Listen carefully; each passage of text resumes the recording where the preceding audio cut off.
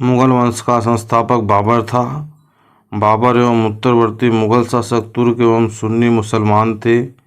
बाबर ने मुगल वंश की स्थापना के साथ ही पादशाही की स्थापना की, जिसके तहत शासक को बादशाह कहा जाता था। बाबर का जन्म फरवरी 1483 ईस्वी में हुआ था। इसके पिता उमर शेख मिर्जा फरगना नामक छोटे राज्य के शासक थे। बाबर को गद्दी 8 जून 1494 ईस्वी को प्राप्त हुई। बाबर 1507 ईस्वी में बादशाह की उपाधि धारण की, जिसे अब तक किसी तैमूर शासक ने धारण नहीं की थी। बाबर के 4 पुत्र थे, हुमायूं, कामरान, अस्करी तथा हिंदाल। बाबर ने भारत पर 5 बार आक्रमण किया। बाबर का भारत के विरुद्ध किया गया प्रथम अभियान 1519 यूसुफ में यूसुफजाई जाति के विरुद्ध था। इस अभियान में बाबर ने बाजौर और भेरा को अपने अधिकार में कर लिया।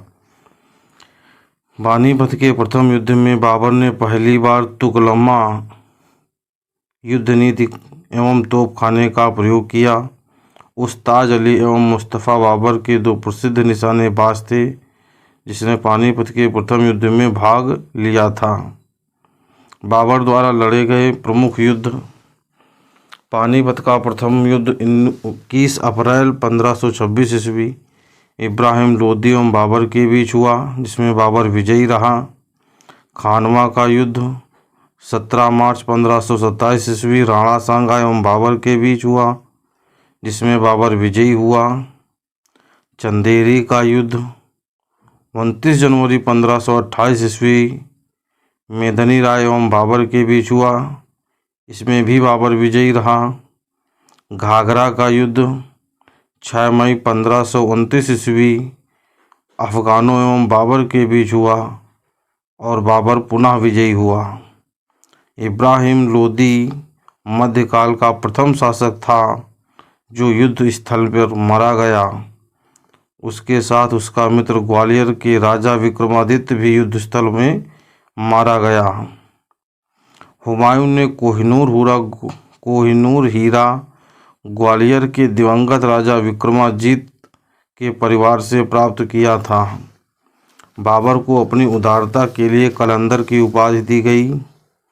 खानवा युद्ध में विजय के बाद बाबर ने गाजी की उपाधि धारण की। 30 जनवरी 1528 ईस्वी को जहर दे देने के कारण राणा सांगा की मृत्यु हो गई।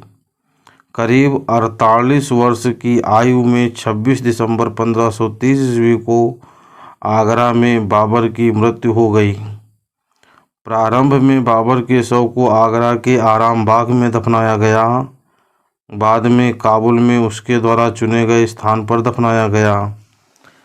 बाबर ने अपनी आत्मकथा बाबरनामा की रचना की, जिसका अनुवाद बाद में फारसी भाषा में अब्दुल रहीम खान खाना ने किया। बाबर को मुबैयान नामक पद शैली का भी जन्मदाता माना जाता है। बाबर प्रसिद्ध नक्शबंदी सूफी ख्वाजा उबैदुल्ला अहरर का अनुयायी था।